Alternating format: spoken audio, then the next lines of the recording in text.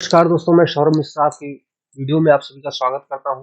दोस्तों, अभी तक हमने बिहार विशेष में एंशिएंट हिस्ट्री के सभी अध्यायों को पढ़ लिया, जिसमें हमने पाषाण काल, ऋग्वैदिक काल, तत्पश्चात जो है महाजनपद काल और उसके पश्चात मौर्य काल को देखा। अब हम लोग एंशिएंट हिस्ट्री से रिलेटेड जो एमसीक्यू महत्वपूर्ण है उन्हें देख लेते हैं। और इसमें आपको काम है, आपको पहले खुद सॉल्व करना है और बाद में हमें बताना है कि आपके कितने उत्तर सही हुए हैं।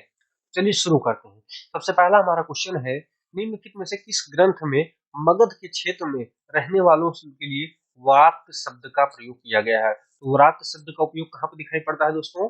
ऑप्शन ए है ऋग्वेद, ऑप्शन बी है अथर्ववेद, सी है सामवेद और डी है शतपथ ब्राह्मण। तो कहाँ पर दिखाई पड़ता है दोस्तों? इसका सही आंसर हो जाएगा ऑप्शन ए, ऋग्वेद में मगध क्षेत्र के रहने वाले लोगों के लिए वाक्त शब्द का उपयोग किया गया है तथा यहाँ के वासियों को जो है इस क्षेत्र को जो है व्रात तथा यहाँ पर रहने वाले लोगों को कीकट कहा गया है, जिसका अर्थ होता है पापी। अब अगले क्वेश्चन की तरफ हम आगे बढ़ते हैं। तो बिहार क्षेत्र की चर्चा के संबंध में साहित्य में सर्वप्रथम दिखाई पड़ती है। इसमें ऑप्शन ए है अथर्ववेद, ऑप्शन बी है सामवेद, ऑप्शन सी है वायु पुराण तथा ऑप्शन डी है तो शतपथ ब्राह्मण। तो क्या है दोस्तों, बिहार क्षेत्र की चर्चा सबसे पहले किस साहित्य में दिखाई पड़ती है? क्या ऑप्शन से होगा दोस्तों? ऑप्शन नंबर डी यहाँ पे हमारा सही होगा। सबसे पहले शतपथ ब्राह्मण में हमें बिहार का उल्लेख दिखाई पड़ता है। अगले क्वेश्चन की तरफ दोस्तों हम अपने आगे बढ़ते हैं। अगला क्वेश्चन है हमारा, बिहार में नवपाषाण कालीन संस्कृति जो चिराद संस्कृति के नाम से भी जाने जाते हैं, वहां कौन से स्थल पे है? मैंने इसका उत्तर पहले ही बता दिया आपको दोस्तों। इसमें ऑप्शन नंबर ए सही हो जाएगा। इसे जो नवपाषाण कालीन संस्कृति है इसे चिराद संस्कृति के नाम से जानते हैं और यह सारण में स्थित है। चलिए आगे बढ़ते हैं। तो अगला क्वेश्चन हमारा, कार्बन डेटिंग की विधि से चिराद संस्कृति की काल तिथि क्या मानी गई है? तो ऑप्शन ए है 2200 से लेकर 1800, ऑप्शन बी है 1800 से लेकर के 1200 और ऑप्शन सी है 1200 से लेकर के 800 ईसा पूर्व और ऑप्शन डी है 800 से लेकर के 600 ईसा पूर्व। इसमें क्या सही होगा दोस्तों? तो ऑप्शन नंबर बी सही होगा। 1800 से लेकर के 1200 ईसा पूर्व में यहाँ पे चिराद संस्कृति पाई गई है और यहाँ से हमें नवपाषाण कालीन उपकरण, इसमें खुरपी और उसके बाद अन्य उपकरण जैसे लघु पाषाणिक उपकरण और कुछ नवपाषाण काल के उपकरण हमें यहाँ से प्राप्त होते हैं। अगले एमसीक्यू की तरफ हम आगे बढ़े। हमारा अगला जो प्रश्न है क्वेश्चन नंबर 5, निम्नलिखित में कौन सा महाजनपद बिहार में नहीं था? यह मैं आशा करता हूँ यह आंसर आप सभी को आ रहा होगा। ऑप्शन नंबर ए है वत्स, ऑप्शन सी है मगध, ऑप्शन बी है अंग और ऑप्शन डी है वज्जी। तो आप सभी को पता है अंग तो था ही, मगध तो कोई इनकार ही नहीं कर सकता है भी था, और वज्जी था दोस्तों मिथिलांचल के क्षेत्र में था। और जैसे आप सभी को पता होगा सबसे पहला गणतंत्र जो माना जाता है विश्व में वह वज्जी में हमें दिखाई पड़ता है। यहाँ पे क्योंकि गणतंत्रात्मक शासन था और 8 कुलों में से राजाओं का चयन किया जाता था। यहाँ पे कौन सा ऑप्शन में सही होगा दोस्तों? ऑप्शन नंबर ए वत्स जो है दोस्तों यह यहाँ पर नहीं स्थित था। वत्स उत्तर प्रदेश में स्थित था और इसकी राजधानी कौशाम्बी हुआ करती थी। अपने अगले क्वेश्चन की तरफ आगे बढ़ते हैं दोस्तों। विदेह राज का उल्लेख सर्वप्रथम किस ग्रंथ में दिखाई देता है? ऑप्शन ए है अथर्ववेद, ऑप्शन बी है यजुर्वेद, ऑप्शन सी है सामवेद और ऑप्शन डी है आचरांग सूक्त। इसमें कौन सा ऑप्शन से हो दोस्तों? ऑप्शन नंबर ए अथर्ववेद में सबसे पहले विदेह राज्य का उल्लेख दिखाई पड़ता है। अगले क्वेश्चन की तरफ आगे बढ़ते हैं दोस्तों हम अपने। बुद्ध का जन्म पूर्व 6ठी शताब्दी ईसा पूर्व भारत के 16 महाजनपदों में बटा था। इसका उल्लेख किस ग्रंथ में प्राप्त होता है? तो चलते हैं। ऑप्शन ए है शतपथ ब्राह्मण, ऑप्शन बी है इंडिका और ऑप्शन सी है उत्तर निकाय तथा ऑप्शन डी है अधिधम्म पिटक। यहाँ पे कौन सा सही होगा दोस्तों? यहाँ पर अंगुत्तर निकाय, अंगुत्तर निकाय में 16 महाजनपदों का उल्लेख मिलता है और यह बौद्ध साहित्यिक है। और एक है भगवती सूत्र जो जैन साहित्य से संबंधित है और उसमें 16 महाजनपदों का उल्लेख दिखाई पड़ता है। इसी के साथ हम अपने अगले क्वेश्चन की तरफ आगे बढ़ते हैं। बौद्ध साहित्य में किस नगर का उल्लेख हमें नहीं दिखाई पड़ता है? ऑप्शन ए है वाराणसी, ऑप्शन बी है मथुरा, ऑप्शन सी है तक्षशिला, ऑप्शन डी है लखनऊ। यह क्वेश्चन इतना आसान है कि हमको लगता है सभी को आता होगा। ऑप्शन नंबर में डी सही होगा दोस्तों। लखनऊ का उल्लेख हमें किसी भी बौद्ध साहित्य में नहीं दिखाई पड़ता है। अगले क्वेश्चन की तरफ आगे बढ़े। विशाख दत्त की जो रचना है मुद्रा राक्षस में मौर्यों शब्द के लिए कौन सा प्रयोग किया गया है या मौर्यों के लिए कौन सा शब्द उपयोग हुआ है? ऑप्शन नंबर ए है देवानाम्पी, ऑप्शन नंबर बी है विशल, ऑप्शन नंबर सी है उत्तरापथ स्वामिनी और ऑप्शन नंबर डी है व्रात्य। इसमें कौन सा सही होगा दोस्तों? इसमें ऑप्शन नंबर डी सही है। मौर्यों के लिए बिसल शब्द का उपयोग हमें मुद्रा राक्षस में दिखाई देता है, जो कि विशाख दत्त की रचना है। आगे बढ़ते हैं। क्वेश्चन नंबर 10 हमारा, भारत का विख्यात राजनीतिज्ञ वत्सकार किसके दरबार में था? ऑप्शन ए है अशोक, ऑप्शन बी है समुद्रगुप्त, ऑप्शन सी है घनानंद, ऑप्शन डी है अजातशत्रु। इसमें कौन सा ऑप्शन सही होगा दोस्तों? इसमें ऑप्शन नंबर डी सही है। अजातशत्रु के दरबार में थे विख्यात राजनीतिकार राजनीतिज्ञ वत्सकार, इनका नाम था। ठीक है दोस्तों, और क्या थे? राजनीतिज्ञ थे, जैसे कि चाणक्य का राजनीतिज्ञ थे। अगले क्वेश्चन की तरफ आगे बढ़ते हैं। बिंबिसार और अजातशत्रु का संबंध किससे था? मौर्य वंश, नंद वंश, हर्यक वंश या शिशुनाग वंश? तो आप सभी को हमें पता होगा कि अजातशत्रु और बिंबिसार का जो संबंध है वह हर्यक वंश थे। और कौन शासक थे? उदयन इसका अंतिम शासक था। आप सभी को संभवतः यह आंसर आ रहा होगा। अगले क्वेश्चन की तरफ आगे बढ़ते हैं। तो प्रसिद्ध चिकित्सक चरक किसके दरबार में था? तो आप सभी को बताना है दोस्तों, ऑप्शन नंबर ए है चंद्रगुप्त, ऑप्शन बी है बिंबिसार, और ऑप्शन सी है अशोक, और ऑप्शन डी है समुद्रगुप्त। इसमें क्या सही होगा दोस्तों? ऑप्शन नंबर बी सही होगा। चरक जो है बिंबिसार के दरबार में थे। चलिए अपने अगले क्वेश्चन की तरफ आगे बढ़ते हैं दोस्तों। अशोक के साम्राज्य की दक्षिण सीमा में कौन सा राज्य स्थित नहीं था? तो चेर, महापद्मनंद, सी पांड्या और डी तीनों ही स्थित थे। इसमें कौन सा सही होगा दोस्तों? तो इनके जो दक्षिण सीमा थे उसमें चेर थे भी थे, पांड्या भी थे और चोल भी थे। कौन सा वंश नहीं था दोस्तों? महापद्मनंद नहीं था, क्योंकि महापद्मनंद वंश का ही विनाश करके चंद्रगुप्त मौर्य ने जो है मौर्य वंश की स्थापना की थी। अगले क्वेश्चन की तरफ आगे बढ़े दोस्तों। मौर्य साम्राज्य की प्रारंभिक राजधानी कहाँ थी? ऑप्शन ए है राजगिरी, ऑप्शन बी है पाटलिपुत्रा, ऑप्शन डी सी है वैशाली, ऑप्शन डी है तीनों ही नहीं थे। इसमें क्या सही होगा दोस्तों? तो प्रारंभिक राजधानी राजगिरी थी, फिर दूसरी राजधानी वैशाली थी, और तीसरी राजधानी पाटलिपुत्रा थी, जिसे उदयन ने बसाया हुआ था। यह आप सभी को याद रखना है। अगले क्वेश्चन की तरफ आगे बढ़ते हैं।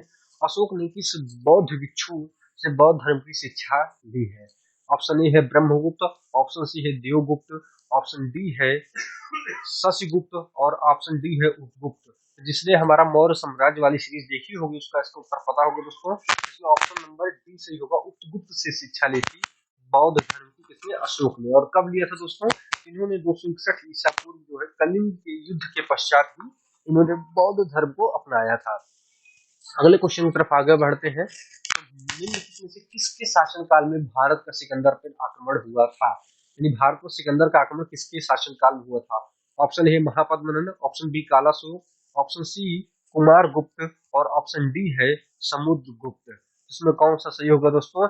इसमें दरअसल ये चारों ऑप्शन ही गलत है, क्योंकि ये जो महापद्मनंद है इसकी जगह होना चाहिए दोस्तों घनानंद।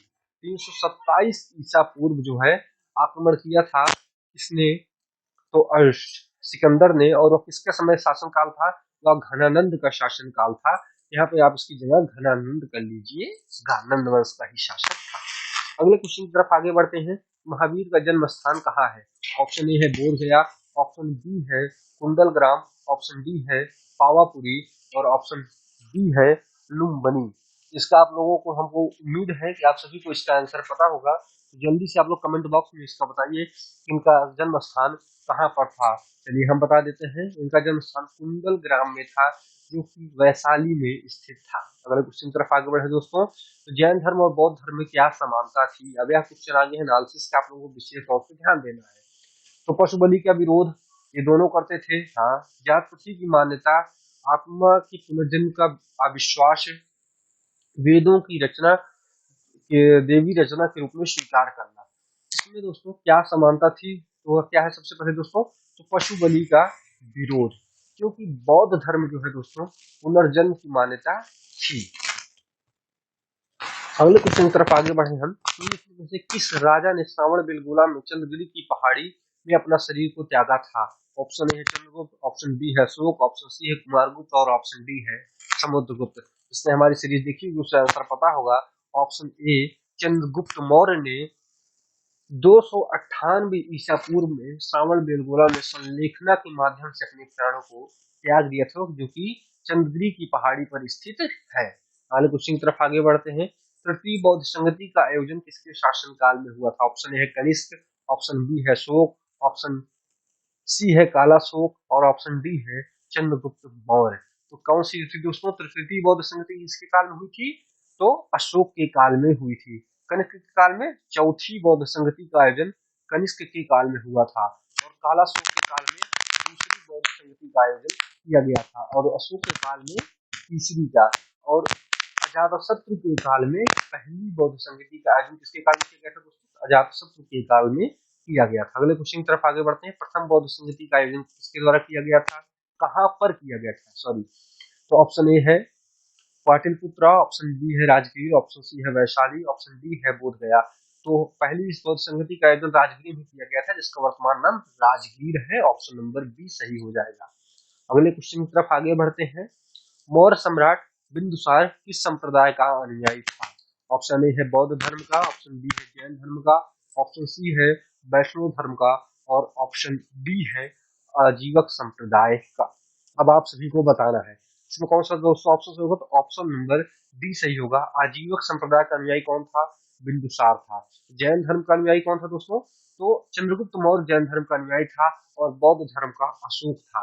यानी कि दादा ने जैन धर्म अपनाया, पुत्र ने आजीवक धर्म अपनाया और पौत्र ने बौद्ध धर्म को अपनाया हुआ था। आगे चलते हैं। द्वितीय बौद्ध संगति का आयोजन किसके शासनकाल में किया गया था? ऑप्शन नंबर ए है अजातशत्रु, ऑप्शन नंबर बी है कालाशोक, ऑप्शन नंबर सी है अशोक और ऑप्शन नंबर डी है कनिष्क। तो क्या सही होगा दोस्तों? अभी हमने ऊपर आपको बताया हुआ था, याद करने की कोशिश करिए। तो कालाशोक की काल में से संबंधित है और इनका कहाँ पर किया गया था? तो यहाँ वैशाली में किया गया था। मगध राज्य के उत्कर्ष में प्रारंभिक किसके अधीन हुआ? मगध साम्राज्य के उत्कर्ष का प्रारंभ किसके अधीन हुआ? ऑप्शन ए है जरासंध, ऑप्शन बी है बिंबिसार, ऑप्शन सी है अजातशत्रु और ऑप्शन डी है चंद्रगुप्त मौर्य। तो यहाँ पर क्वेश्चन पूछा जा रहा है मगध साम्राज्य, मौर्य साम्राज्य होता तो ऑप्शन हमारा डी सही हो जाता चंद्रगुप्त मौर्य, लेकिन जब ऑप्शन पूछ रहा है मगध साम्राज्य तो हमारा ऑप्शन नंबर ए सही हो जाएगा। बिंबिसार के समय में इसकी शुरुआत हुई, अजातशत्रु के पिता थे। अगले क्वेश्चन तरफ आगे बढ़ते हैं। मेगास्थनीज का पाटलिपुत्र में आगमन कब हुआ था? इसका क्या होगा दोस्तों? ऑप्शन नंबर ए 315 ईसा पूर्व, ऑप्शन बी है 305 ईसा पूर्व, ऑप्शन सी है 320 ईसा पूर्व और ऑप्शन डी है 311 ईसा पूर्व। दोस्तों ऑप्शन नंबर बी सही होगा। 305 ईसा पूर्व भारत आए थे चंद्रगुप्त मौर्य के समय पे और इसकी पुस्तक की रचना क्या थी दोस्तों? इसमें इंडिका पुस्तक की रचना की हुई है और इसमें पाटलिपुत्रा के नगर प्रशासन के बारे में लिखा हुआ है। पूछा जाता है और मेगास्थनीज कहाँ से आया था? यूनान से आया हुआ था। आगे बढ़ते हैं। चंद्रगुप्त मौर्य के दरबार में आने वाला दूत मेगास्थनीज के शासक ने भेजा था। जो ऊपर मैंने आंसर बता ही दिया है। इसका क्या सही होगा दोस्तों? तो सेल्यूकस निकेटर जो कि सेनापति था सिकंदर का, उसने जो है 305 ईसा पूर्व में इसको भेजा था, मेगास्थनीज को भेजा था। अर्थशास्त्र के लेखक कौन है? ऑप्शन ए है कालिदास, ऑप्शन बी है कौटिल्य, ऑप्शन सी है पूछा जाए या विष्णुगुप्त पूछा जाए या चाणक्य पूछा जाए, जिनका नाम आपको ऑप्शन में दिया जा सकता है। अर्थशास्त्र की रचना की हुई थी और उसमें राजनीति प्रशासन के बारे में लिखा गया है। अशोक द्वारा अपने पड़ोसियों के साथ मैत्रीपूर्ण संबंध बनाने के अभिलेख में दिखाया जाता है। ऑप्शन ए है शहबाजगिरी अभिलेख, ऑप्शन बी है ब्रह्मगिरी अभिलेख और ऑप्शन सी है शिलालेख नंबर 13। इसमें कौन सा ऑप्शन सही होगा दोस्तों? आप लोग हमें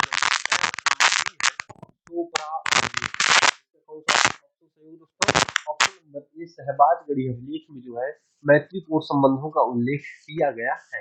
अगले क्वेश्चन की तरफ आगे बढ़ते हैं। मौर्यकालीन नगर प्रशासन के संबंध में जानकारी का प्रमुख क्या है? Option B Indica, option C है अर्थशास्त्र, ऑप्शन डी है अशोक। मौर्य साम्राज्य के बारे में चारों ही जो है मौर्य साम्राज्य के बारे में बताते हैं, लेकिन यहाँ पर अगर विशेष रूप से अगर पाटलिपुत्र के नगर प्रशासन के बारे में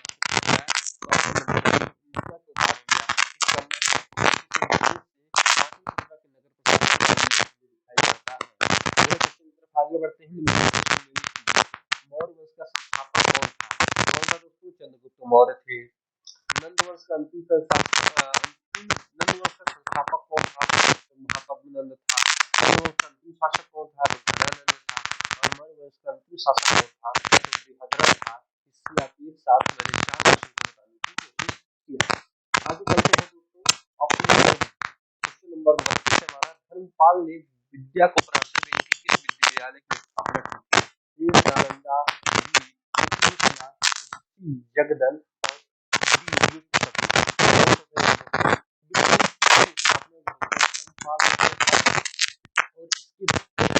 देवपाल ने उदंतपुर की स्थापना की थी। नालंदा का स्थापना किया था ने किया था, जो कि से संबंधित थे। मेरी कोशिश होती है कि एक क्वेश्चन आए उससे 3-4 क्वेश्चन मैं आपको और बता दूं, जिससे आपको सॉल्व करने का यही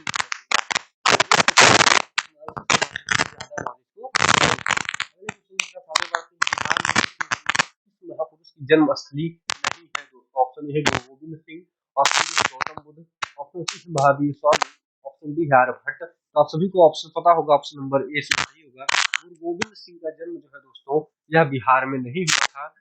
सिख के 10वें गुरु गुरु नानक देव सिंह का जन्म जो है यहाँ पर हुआ था।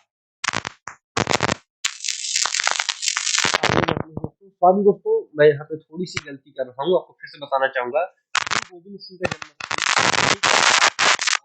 स्वामी का भी था और भक्त का भी था। गौतम बुद्ध का जन्म दोस्तों यहाँ पे नहीं हुआ था। इनका जन्म लुम्बिनी नेपाल में हुआ था।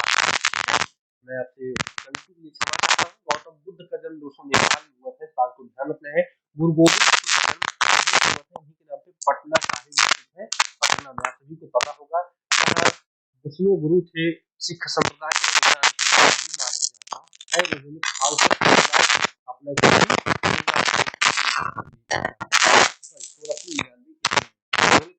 आगे बढ़ते हैं, बिहार रणनीति में से किसे उद्धृत किया गया है?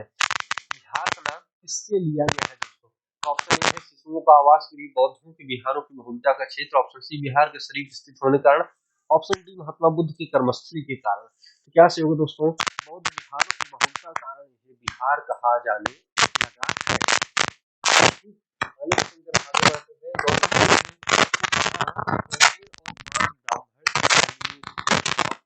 राघवेला, Sarnath, option B, option C है मलिन और ऑप्शन डी है वैशाली। तो दोस्तों क्या से होगा? ऑप्शन नंबर डी, सारनाथ में इनको 5 मिले हुए थे। सबसे पहले परिवर्तन है। अगले क्वेश्चन की तरफ आगे बढ़ते हैं, राजगृह में आयोजित प्रथम बौद्ध संगीत में कौन कौन से कार्य हुए? बौद्ध धर्म 2 भागों में बट गया, ऐसा नहीं हुआ था। बौद्धों के ग्रंथों का संकलन शुद्ध पिटक और विनय पिटक का किया गया, यह बिल्कुल सही है। बौद्ध धर्म 2 भागों में बट गया, हीनयान महासंप्रदाय, यह हुआ तो था दोस्तों, यह दूसरे नहीं, यह चौथे बौद्ध संगति में किया गया था। ठीक है, इसको आप लोग को याद रखिएगा। और जो ये बौद्ध धर्म का बंटवारा जो 2 रूपों में हुआ है, और महासंघिक और स्थार रूप में, या दोस्तों दूसरे संगति में हुआ था। पहले संगति में विनय पिटक और सुत्त पिटक की रचना की गई थी, और तीसरे संगति में अधिधम्म पिटक की रचना की गई थी। अगले क्वेश्चन की तरफ आगे बढ़े तो सर्वप्रथम मगध ने किस शासक ने गिरिवर राजगृह को अतिरिक्त वैशाली को भी अपनी राजधानी के रूप में अपनाया था? ऑप्शन ए है कालाशोक, ऑप्शन बी है नागदशक, और ऑप्शन सी है महापद्मनंद, और ऑप्शन डी है शिशुनाग। इसमें कौन सा सही होगा दोस्तों? आप सभी को बताना है। तो कालाशोक ने वैशाली को अपनी राजधानी के रूप में अपनाया था। और आपको याद हो, दूसरा जो बौद्ध संगति का आयोजन किया गया था वह वैशाली में ही किया गया था। और 37 क्वेश्चनों के माध्यम से हमने कम से कम आपको 50 से 60 क्वेश्चन बताने की कोशिश की है, और सारे इंपॉर्टेंट क्वेश्चन हिस्ट्री से संबंधित आज हमने डिस्कस किया। मिलेंगे आपसे अगले एमसीक्यू में, तब तक के लिए धन्यवाद, नमस्कार।